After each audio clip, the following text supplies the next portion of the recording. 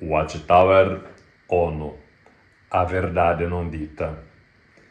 Vídeo número 49. Uma produção Torre Smo. Acho que não é mais novidade alguma para um ex-rutherfordiano que a Watchtower esteve associada à ONU como ONG vinculada ao Departamento de Informação Pública, DPI, entre os anos de 1992 e 2001. Geralmente, se apresenta essa afiliação à ONU como uma das maiores contradições documentadas da organização, especialmente considerando sua retórica constante de que a ONU é a imagem da besta de Apocalipse, capítulos 13 e 17, parte do sistema global de Satanás, a fera escarlate profetizada. Quando, não um ex-membro, mas um jornal secular descobriu e publicou, de forma documentada e inequívoca, que por cerca de uma década a Watchtower se constituiu ONG afiliada à ONU, ela simplesmente se auto-excluiu, desassociando-se da ONU. Quando percebeu que não tinha sido suficiente sair às escondidas, como também havia entrado às escondidas, enviou carta às várias congregações no mundo, justificando-se de que teria se inscrito para ter acesso à Biblioteca Geral da ONU. Se realmente esse fosse o motivo, não seria mais fácil escrever uma nota explicativa em seus periódicos? Ao invés disso, mandou cartas reservadas aos anciãos das congregações, não para serem lidas publicamente, mas para servirem como resposta, ou desculpa, a quem viesse a saber do ocorrido. Essa carta nunca foi lida nos anúncios, nem fez parte da liturgia. Essa explicação oficial não se sustenta.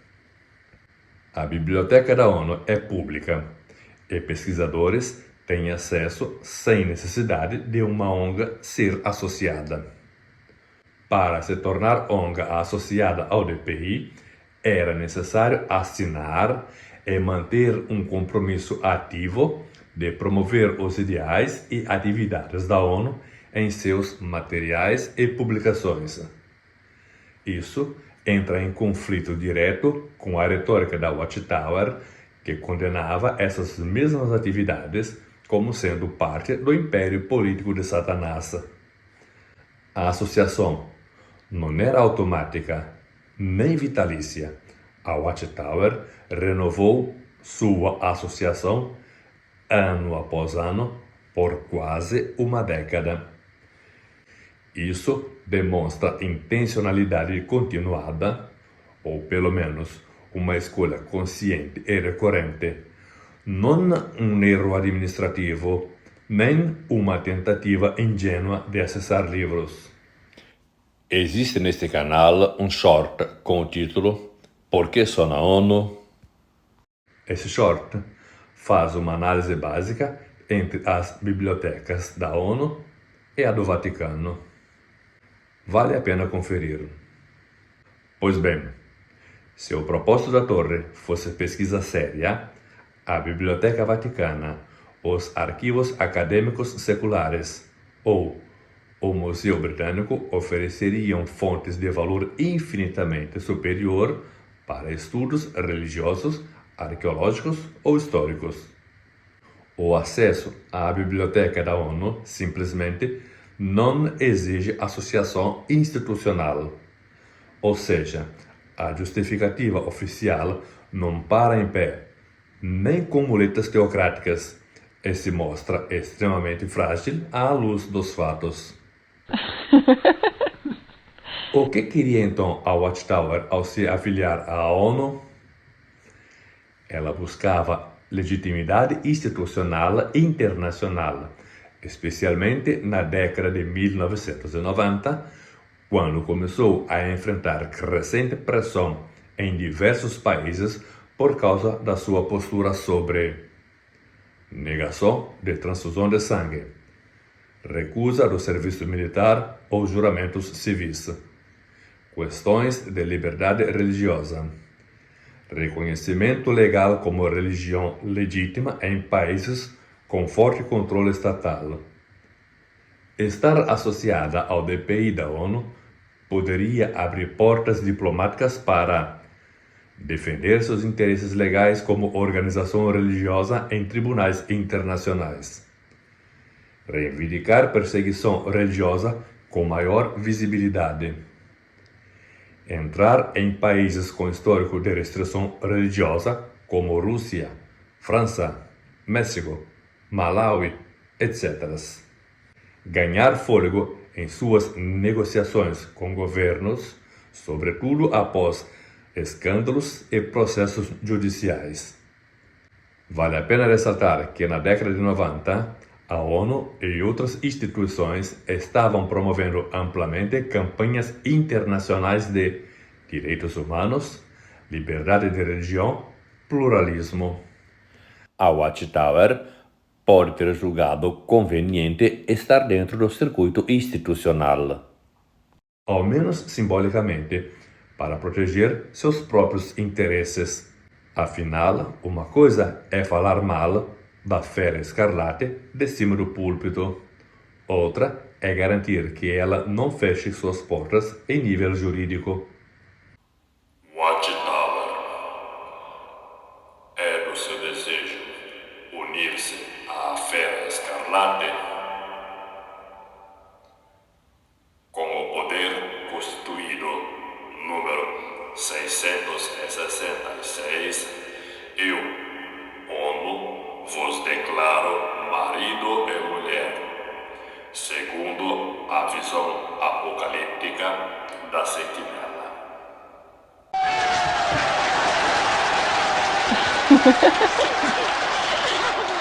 Surprise! E agora o bicho pegou.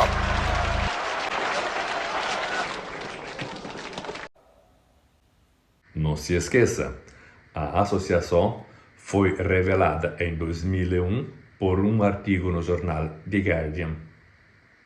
O escândalo gerou indignação entre membros da base e a Watchtower se retirou da ONU poucos dias depois da denúncia, sem dar uma explicação satisfatória. Mas não para por aí. Tem mais camadas plausíveis nesse solo de rigor histórico. Vamos dar uma olhadinha atrás dos bastidores que raramente são discutidos? Dizer que a Watchtower esteve associada à ONU por 10 anos é só a camada de superfície. Mas quando cruzamos o perfil institucional da organização com os movimentos geopolíticos e estratégicos do período, somos constrangidos a descer a outras camadas. O que mais ela queria? Busca de status consultivo ou proteção jurídica antecipada. Você sabia que existe uma distinção entre ser ONG associada ao DPI, Departamento de Informação Públicas, e ter status consultivo junto à ECOSOC, Conselho Econômico e Social da ONU?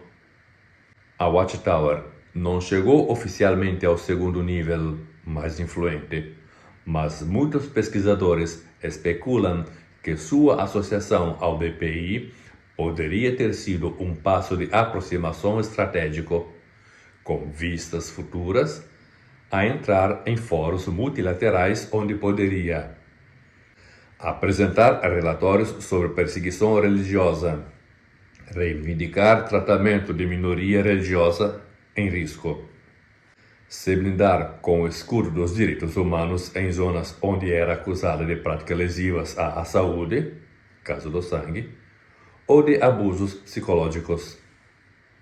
Ainda que não se possa afirmar com certeza plena, há indícios razoáveis de que essa aproximação foi parte de uma estratégia deliberada.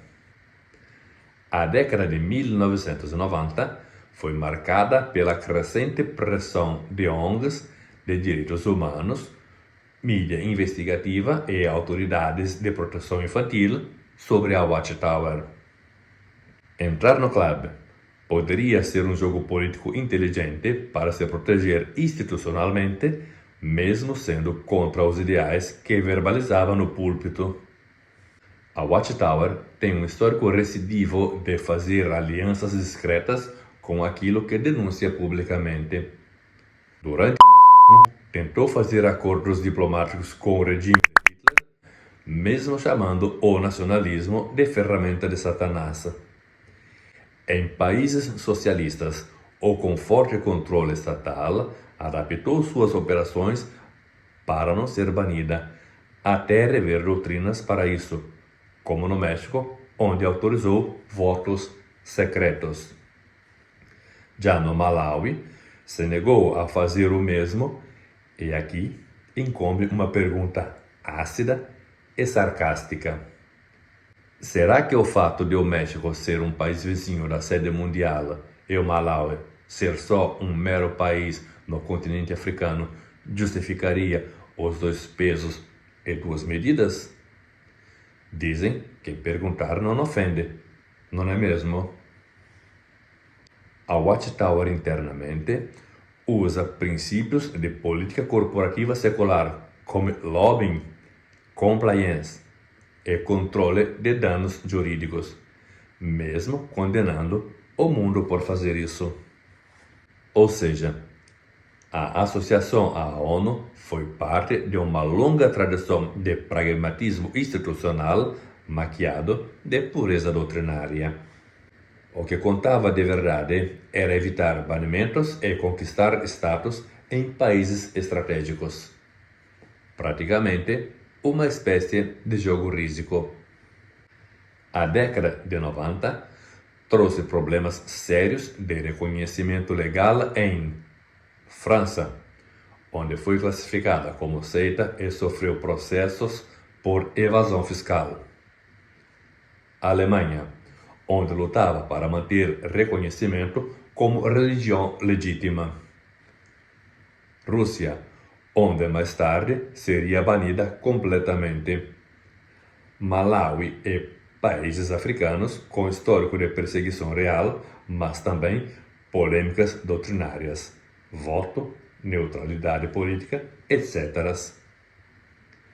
Estar associada à ONU poderia ajudar indiretamente a obter respaldo documental, usar isso como argumento jurídico em tribunais, evitar o rótulo de grupo perigoso ou culto destrutivo, como foi chamado em relatórios de alguns governos europeus. Ser ONG associada ao DPI não dá poder na ONU, mas dá status e acesso a eventos multilaterais, fóruns de ONGs, encontros de líderes religiosos e políticos. É o tipo de palco que uma organização multinacional com mais de 100 filiais gostaria de frequentar, sem que os membros soubessem. A hipocrisia como custo colateral aceitável.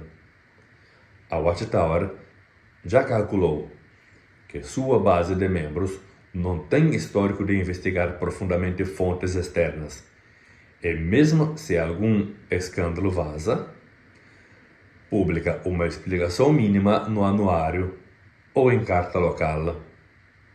Demoniza os críticos como apóstatas e, enfim, espera a poeira baixar. Esse cálculo de custo-benefício institucional parece ter sido aplicado aqui. Se descobrirem, a gente sai. Mas até lá, usufruímos dos benefícios. E quem denunciar, que seja tratado como traidor. Portanto, a associação à ONU não foi apenas para acessar biblioteca, nem para dar aparência de organização respeitável. Ela foi parte de uma estratégia de proteção legal e institucional. Um jogo diplomático silencioso, movido por interesses logísticos, políticos e corporativos. Um ato de pragmatismo contraditório, típico de uma organização que prega a separação total do mundo, mas que manobra como qualquer multinacional. Essa associação exigia apoio às atividades da ONU, o que contradizia explicitamente a retórica da organização contra essa instituição. Observe com atenção como a Torre age. Nada acontece por acaso dentro do seu agir. Nos dias em que a ONU estava analisando o pedido para entrar como ONG nas Nações Unidas, a famigerada Escola Bíblica de Gileade enviou uma carta à ONU solicitando uma excursão para sua turma de formandos.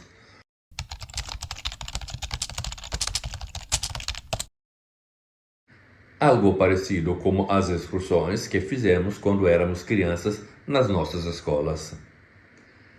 Apesar de ter uma aparência infantil, era algo bem estratégico.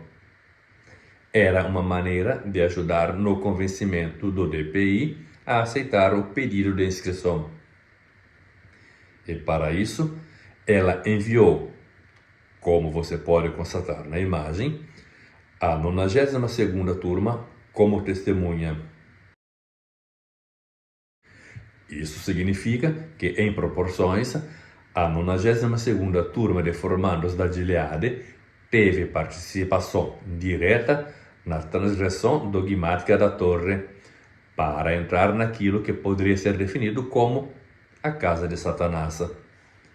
Sim, Gileade foi cúmplice da hipocrisia do corpo governante. Não existe uma definição mais amena que essa. Todas as vezes que você pensar nesse caso da Torre e a ONU, lembre-se, essa associação exigia apoio às suas atividades, o que contradiz explicitamente a retórica da organização contra essa instituição. Nota pós-produção. Décadas atrás, um investigador da Torre fez uma denúncia de que a Watchtower teria aproveitado as viagens oficiais da ONU para países hostis à sua religião. A acusação era de que nesses países a organização introduziria literaturas de sua fé de maneira não pública, já que em circunstâncias normais não teria permissão para isso. Não parece, no mínimo, curioso que a Watchtower nunca tenha desmentido essa fama? Mas a Torre parece não resistir a um prato de lentilhas. Esaú que eu diga. Triste em te apresentar o outro lado da torre.